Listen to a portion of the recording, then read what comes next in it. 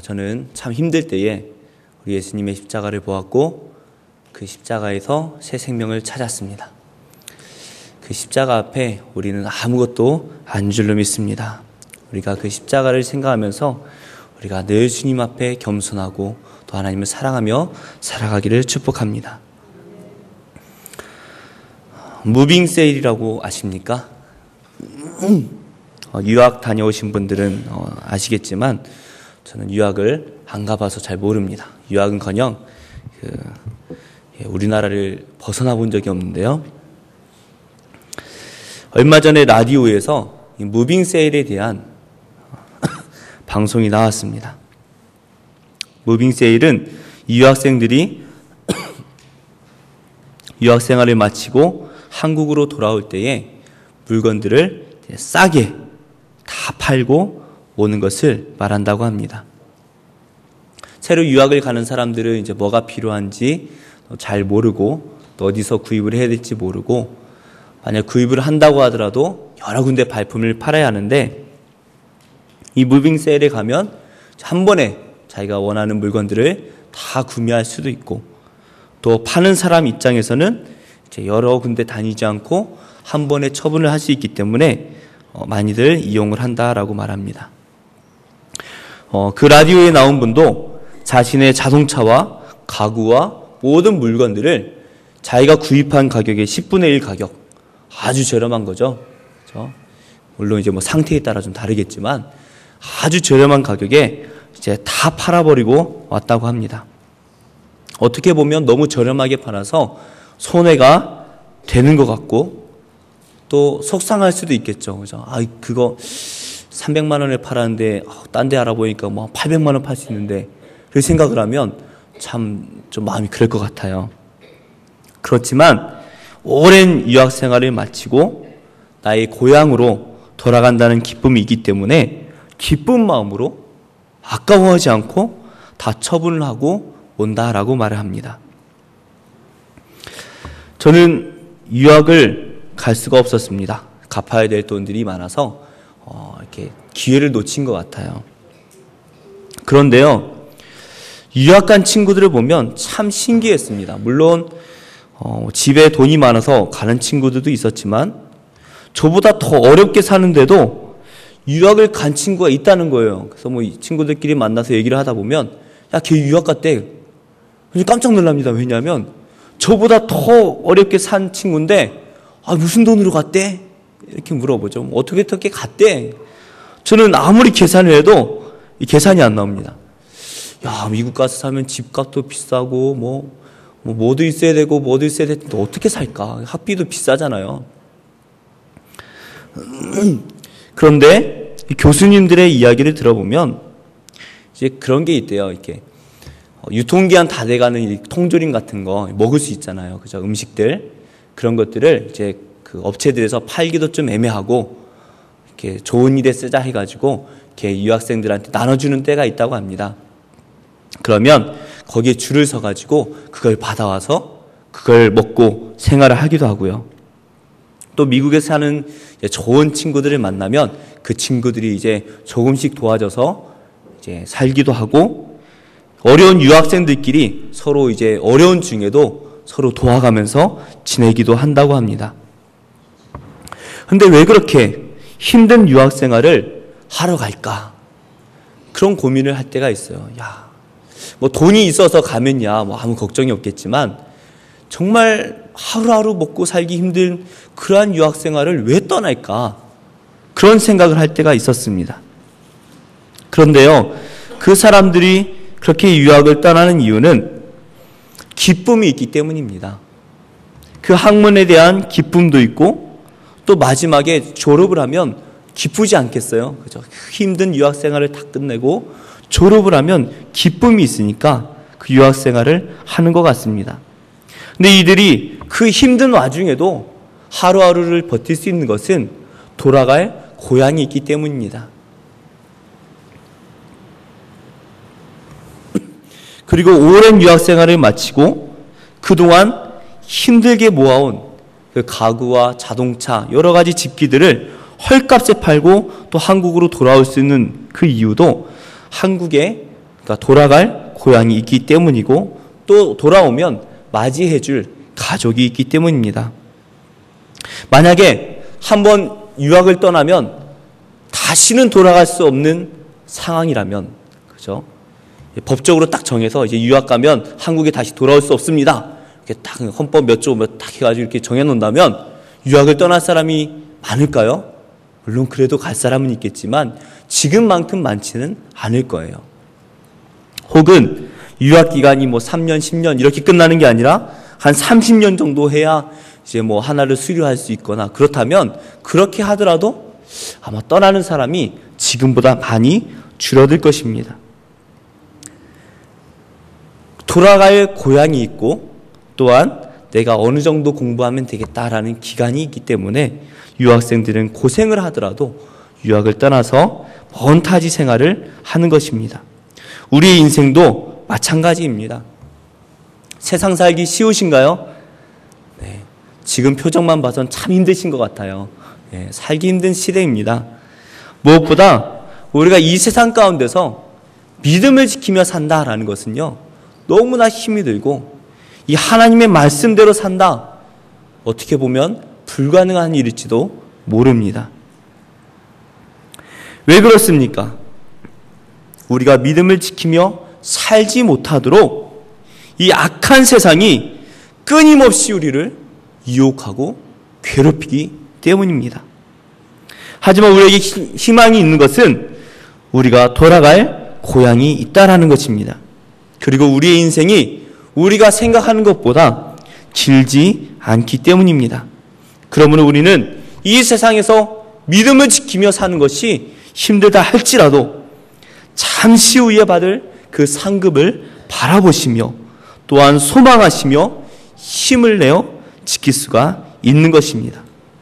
오늘 말씀은 이렇게 소망을 가지고 살아가는 그 교회를 향해서 베드로가 적은 편지입니다. 베드로는 1절에서 4절 말씀까지 교회의 장로들에게 편지를 적었습니다. 그리고 5절의 말씀부터는 믿음을 가지고 살아가는 자신의 성도들을 향해서 편지를 적었습니다. 베드로는 오늘 말씀에서 먼저 교회의 지도자들에게 순종할 것을 권면하고 있습니다. 물론 우리 장로님들 그리고 목사들과 장로님들 그리고 성도님들 모두가 다 같은 예수님 안에서 형제고 자매입니다. 그리고 우리 모두가 다 하나님의 거룩한 제사장입니다. 하지만 하나님께서는 이 교회에 지도자를 세우시고 또 지도자를 통해서 성도들이 올바르게 신앙생활을 할 수 있도록 인도하고 계신다라는 것입니다. 그러므로 우리는 교회의 지도자들에게 순종함으로써 하나님께서 바라시는 그 뜻을 알고 또 하나님께서 바라시는 그 길로 나아갈 수가 있다라는 것입니다. 그래서 우리가 말씀을 통해서 하나님의 마음을 알고 또 잘못할 때에는 목사님들 그리고 장로님들께서 신방 가서 또 권면하고 하면 또 바른 길로 인도할 수 있다라는 것입니다.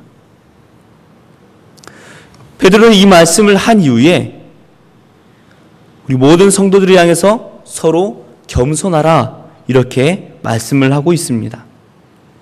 이 겸손하라는 말은 그냥 단순하게 베드로가 겸손하라 이렇게 끝낸 것도 아니고요. 겸손으로 허리를 동이라 이렇게 말을 하고 있습니다. 여기서 허리를 동이다라는 말은 원어로 옷을 입다라는 말입니다. 옷은 내가 내 자신을 보기 위해 입는 것이 아닙니다. 그렇죠? 예. 나 혼자 보려고 옷 입나요? 그렇지 않죠. 그래서 신방에 가더라도 갑자기 찾아가면 잠옷바람에 계시죠.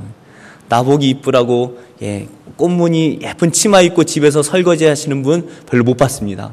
제가 이 환자분들 신방할 때는 가끔 이게 불쑥 가기도 하는데 이렇게 잠옷바람에 계세요. 그러면 아이고 옷도 칠한데요. 어떻게 오셨어요? 걸어서 갔죠. 어떻게 가긴요.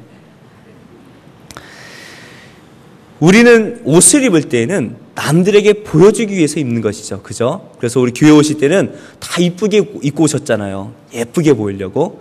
오늘 보니까 다 예쁘게 입고 오셨어요. 남들에게 보이려고. 그렇기 때문에 우리는 내가 어떤 옷을 입느냐에 따라서 다른 사람들이 나를 판단하죠. 예를 들면 의사가 의사에 맞는 가운을 입는 것입니다. 그리고 주방장은 또 주방장에 맞는 옷이 있어요. 여러 가지 직업에 맞는 옷을 입을 때에 사람들은 그 사람을 보고 그 옷만 봐도 아, 저 사람은 무슨 일을 하겠다라는 것을 생각을 할 수가 있습니다.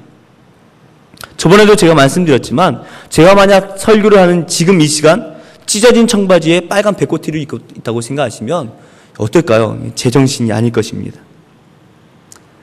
우리는 그 상황에 맞는 그 사람에 맞는 옷을 입습니다. 그래서 평소에도 이렇게 정장을 깔끔하게 입고 다니시는 분을 이렇게 보면은 아, 저분은 성격도 깔끔하겠다. 참 신사 같다. 이런 생각을 하죠. 그렇죠? 그리고 화려하게 옷을 입는 분들을 보면 야, 저 사람은 이렇게 화려한 그러니까 막 마음도 저렇게 있다. 이런 우리가 상상을 할 수가 있겠죠. 마찬가지입니다. 믿음이라는 것이 우리의 내면의 옷이라면, 그렇죠? 우리의 영혼을 꾸미는 옷이라면, 겸손은 바로 이 믿음을 가진 사람들이 자신의 겉으로 나타나는 행동입니다. 그러니까 우리는 겸손이라는 옷을 입음으로써 아, 하나님 믿는 사람이구나. 참 하나님 믿는 사람은 참 겸손해. 이런 이야기를 들을 수 있어야 한다는 것입니다. 하나님을 믿는다라고 말하면서 겸손하지 않고 교만하다면 옷을 잘못 입은 것입니다. 우리는 하나님을 믿는 사람이라면, 내 안에 믿음이 있다면 우리는 우리 겉모습도 겸손의 옷을 입어야 한다라는 것입니다.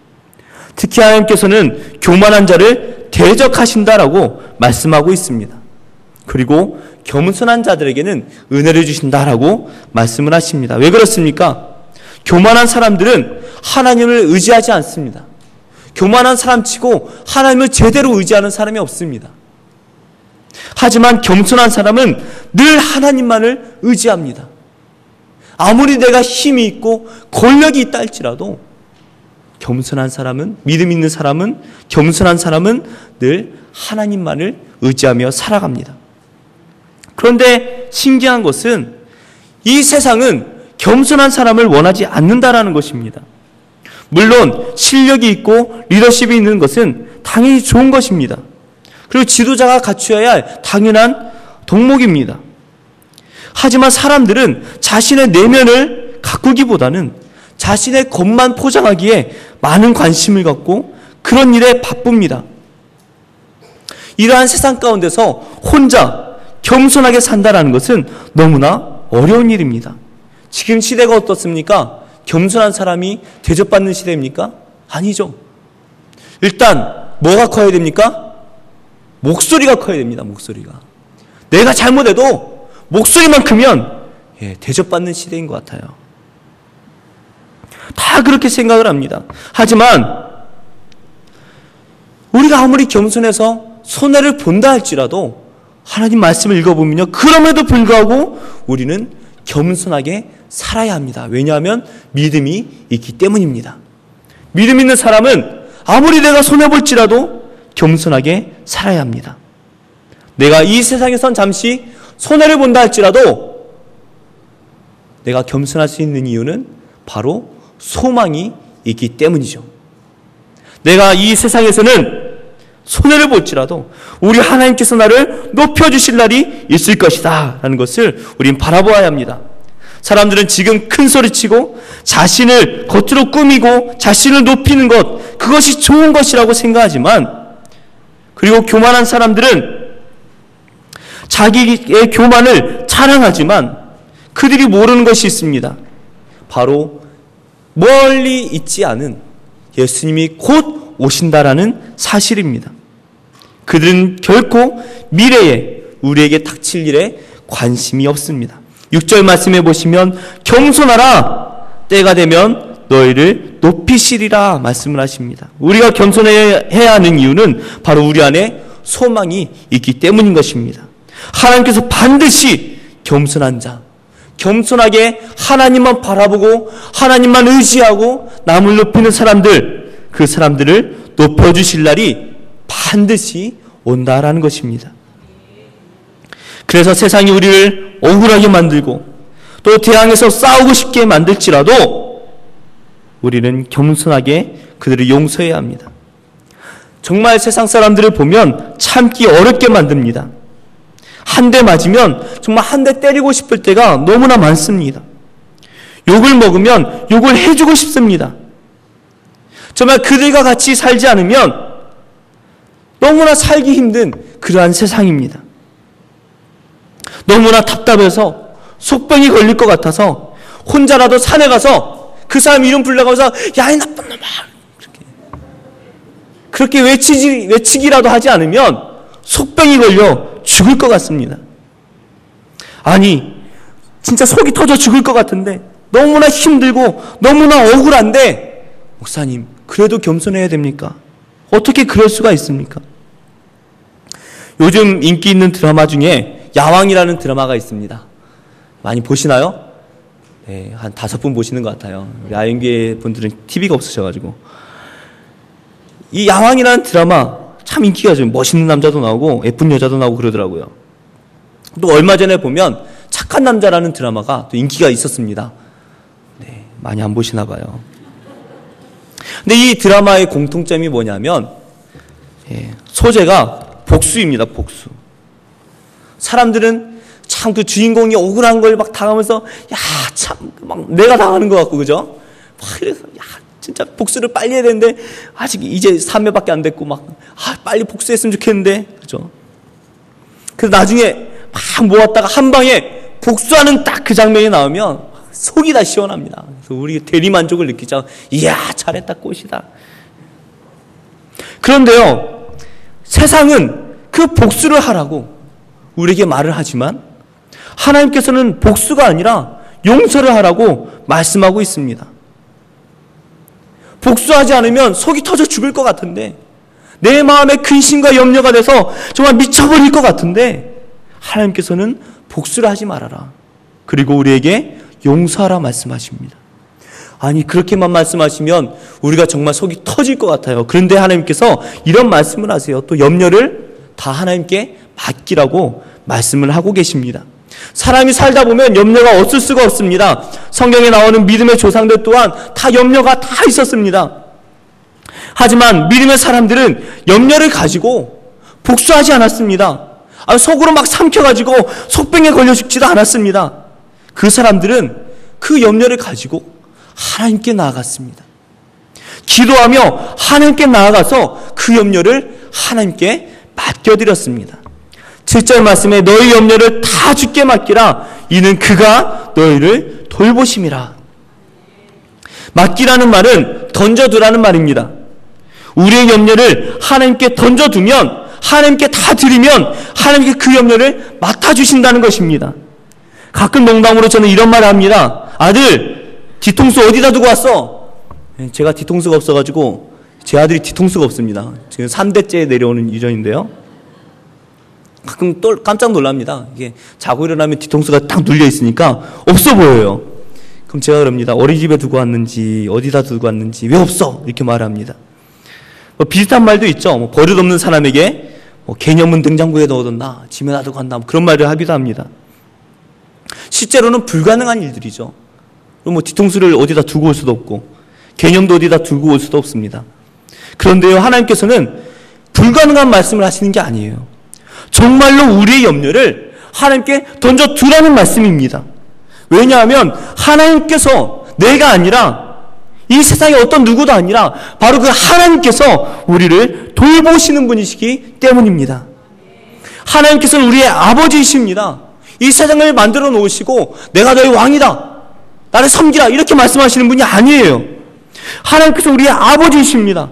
우리의 모든 것을 다 하시고 우리의 머리털까지 세심받으시고 우리의 모든 필요를 우리보다도 더 잘하시는 분입니다. 우리를 바른 길로 살게 하시고 우리가 온전한 믿음으로 자라나기를 바라고 계십니다. 오늘 말씀에 나오는 이 돌보신다는 말씀은 걱정한다라는 의미입니다. 염려는, 걱정은 우리가 할 것이 아니라 바로 하나님께서 하신다는 것입니다. 걱정되십니까? 염려되십니까? 내가 할 게 아니라는 거예요. 누구에게 맡겨둡니까? 하나님께 나의 걱정을, 염려를 던져버리라는 거예요. 내 안에 꼭꼭꼭 감추는 게 아니라 하나님께 던져버리라는 것입니다. 우리는 그저 우리 자신을 하나님께 맡겨두면 그 하나님께서 우리의 인생을 책임져 주시리라 믿습니다. 8절 말씀에 베드로는 우리에게 근신하라, 깨어라 말씀하십니다. 왜냐하면 우리의 대적인 마귀가 우리는 사자와 같이 두루다니면서 삼킬 자를 찾고 있기 때문입니다. 굶은 사자 보셨습니까? 실제로 보면 큰일 나고요. 텔레비전에서 가끔 봅니다. 그래서 이게 굶은 사자를 보면요, 눈이 얼마나 무서운지 몰라요. 눈이 매섭습니다. 자기 혼자 굶으면 상관이 없지만 이 사자들은 무리 생활하기 때문에 자기의 가족들이 굶기 때문에 정말 목숨을 걸고 사냥을 합니다. 그런데요, 이 사자들이 울부짖으며 정말 먹잇감을 으르렁거리면서 막 찾아다니는데요, 마찬가지로 마귀도 마지막 날에 함께 멸망할 자들을 찾아서 울부짖으며 성도들을 찾아다닌다라고 말하고 있습니다. 굶주린 사자가 먼저 찾는 먹이가 무엇인지 아십니까? 가장 약한 동물입니다. 물소가 이렇게 막 다니면요, 어린 물소나 아니면 다리가 다쳐서 쩔뚝거리는 그게 1순위입니다. 이처럼 마귀들도 믿음이 약한 성도들을 찾아다니는 거예요. 또한 성도들을 잡았을 때는 그 성도의 가장 약한 부위를 너무나 잘 알고 있습니다. 우리보다 더 잘 알고 있어요. 기면기 딱 물었다 하면 기면기가 가장 약한 부분, 이거 건드면 기면기는 무너질 수밖에 없어. 그 부분을 물어뜯는 거예요. 그렇기 때문에 우리는 근신하여서 깨어 있어야 합니다. 언제 마귀가 우리를 공격할지 모르기 때문에 우리는 삼가 근신하며 깨어서 준비를 해야 하는 것입니다. 나의 가장 약한 믿음, 나의 가장 약한 부위를 우리는 늘 기도하고 점검하고 회복하기 위해서 기도하며 우리의 믿음이 하나님 앞에 든든하게 설 수 있도록 우리는 깨어서 준비해야 합니다. 베드로는 우리가 준비할 것에 대해서 말씀하고 있습니다. 바로 믿음을 굳건하게 하는 것입니다. 9절 말씀에 너희는 믿음을 굳건하게 하여 그를 대적하라. 이는 세상에 있는 너희 형제들도 동일한 고난을 당하는 줄을 알미라. 우리는 우리의 믿음이 단단해서 사탄이 틈을 찾을 수 없도록 해야 합니다. 이것은 어느 누구도 예외가 없습니다. 내가 교회를 지금 50년째 다니는데 30년째 다니는데 아무 중요하지 않아요. 어느 누구도 예외가 없다라는 것입니다. 우리 믿는 자들 모두에게 동일하게 고난이 찾아옵니다. 그런데 우리가 믿음을 단단히 하기란 쉽지가 않습니다. 말로야 쉽죠. 그런데 사업이 부도나서 내가 모든 것을 다 잃어가지고 당장 어떻게 살아가야 될지 모를 때 우리의 믿음은 흔들릴 수밖에 없습니다. 나의 사랑하는 가족을 잃어버리고 여러 가지 견디기 힘든 그러한 일들이 우리를 찾아올 때에 우리는 그 믿음을 지키기가 너무나 어렵습니다. 하지만 우리는 우리의 마음을 하나님께 단단히 붙들어 매기만 하면 됩니다. 10절 말씀을 우리 함께 봉독하겠습니다. 우리 성경 말씀을 보시면서 10절 말씀 읽겠습니다. 모든 은혜의 하나님 곧 그리스도 안에서 너희를 부르사 자기의 영원한 영광에 들어가신 이가 잠깐 고난을 당한 너희를 친히 온전하게 하시며 굳건하게 하시며 강하게 하시며 털을 견고하게 하시리라. 아멘. 우리가 하나님께 단단히 붙어 있기만 하면 우리의 믿음을 누가 책임져 주십니까? 하나님이 책임져 주시는 거예요. 하나님께서 우리를 온전하게 하시고 굳건하게 하시고 강하게 하셔서 우리의 믿음의 털을 견고하게 하실 줄로 믿습니다. 10절 말씀에 두 가지 중요한 말씀을 하세요. 첫 번째는 하나님께서는 우리에게 영원한 영광에 들어가게 하신다라는 것입니다. 우리는 하나님 앞에서 죄인이기 때문에 우리 스스로는 우리의 의로움으로서는 하나님의 영광의 자리에 들어갈 수가 없습니다. 하지만 하나님께서는 독생자 예수님, 자기 하나밖에 없는 아들을 우리에게 보내주신 그 사랑으로 우리를 영광의 자리에 들어가게 하신다라는 것입니다. 무엇보다 하나님께서는요, 온전하게 하시는데 우리를 친히 온전하게 하신다라고 약속을 하십니다. 이 세상을 창조하신 하나님, 우리를 돌보신 하나님, 우리를 사랑하신 하나님, 그 아버지이신 하나님께서 친히 우리를 온전케 하실 줄로 믿습니다. 목사님, 저는 믿음이 없어요. 그런 말씀하지 마세요. 내가 내 믿음을, 내 마음을 하나님께 단단히 붙들어 매기만 하면 우리 하나님께서 나에게 믿음을 주시는 것입니다. 절대로 흔들리지 않도록, 넘어지지 않도록 우리 하나님께서 우리를 붙들어 주실 줄로 믿습니다. 그러므로 우리는 이 말씀을 믿으며 우리의 믿음을 온전하게 지켜야 합니다. 믿음을 지키는 것은 우리가 하는 것 같지만 사실은 하나님께서 하시는 것입니다. 내가 하나님을 향해서 마음을 열기만 하면 우리 하나님께서 우리 믿음까지도 책임져 주시는 것입니다. 우리는 이 사실을 믿고 의지해야 할 것입니다. 10절에서 찾을 수 있는 또 하나의 은혜는 우리가 받는 이 고난이 잠깐 있는 고난이라는 것입니다. 남의 일은 시간이 얼마나 빨리 가는지 모릅니다. 전에도 제가 예화를 드렸지만 군대 간 청년들을 보면 얼마 전에 휴가 나온 것 같은데 또 나왔어요. 그때 어떻게 하라고 그랬죠? 또 나왔냐? 이렇게 하시면 안 됩니다. 고생했지? 푹 쉬다가 얼마나 위로가 되는지 모릅니다. 막 제대했는데요. 야, 너 벌써 제대했냐? 그런 말 하지 마세요. 군대 간 사람한테는 시계가 멈추어져 있습니다. 안 가요. 신기한 것은요, 군대 제대한 다음에 지나고 나면요, 내가 언제 군대 갔는지 기억도 안 납니다. 저는 엊그제 군대 갔다 온 것 같은데요, 기억이 안 나요. 강원도 홍천에서 근무했다는 것 외에는 아무것도 기억이 안 납니다. 원래 머리가 나쁜 거이기도 하겠지만 참 감사한 것 같아요. 너무나 고생을 했기 때문에 기억에서 지워져 버렸습니다. 아무리 우리가 고생을 한다 할지라도요, 내가 고생을 할 때에는 그 고난의 시간이 지나가지 않는 것 같습니다. 와, 벌써 1년이 지나고 2년이 지났는데도 해결이 되지 않네. 앞으로 얼마나 더 내가 고생을 해야 되나. 그 고생의 기간이요, 멈추어져 있는 것 같아요. 다윗이 시편을 지은 이 시편들을 보면요, 물론 다윗이 오랫동안 고생을 하기도 했지만 다윗이 그 하나님께 찬양하는, 기도하는 모습들을 보면요, 시간이 멈추어져 있는 것 같아요.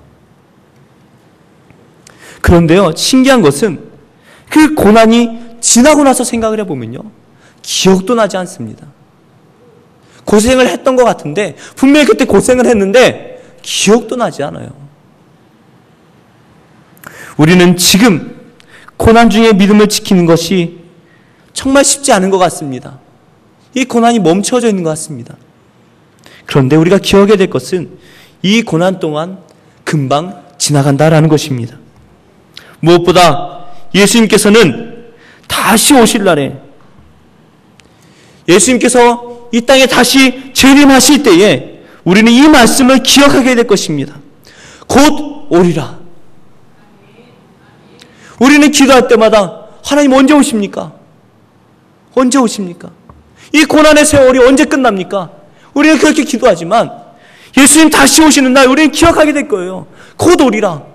예수님 정말로 곧 오셨군요. 사랑하는 우리 성도님들, 천국을 소망하고 계십니까? 우리가 매일매일 그 천국을 바라보시기를 바랍니다. 우리에게 믿음이 없습니까? 이 세상 살면서 하나님의 말씀대로 우리가 겸손하게 살고 또 믿음을 지키며 살기가 너무나 힘드십니까? 이것이 불가능하다고 생각되십니까? 나의 믿음이 이대로 살기에 너무 부족합니다. 그렇게 생각되십니까? 하나님만 바라보시기 바랍니다. 나에게 능력 주시는 이가 우리에게 믿음도 주실 줄로 믿습니다.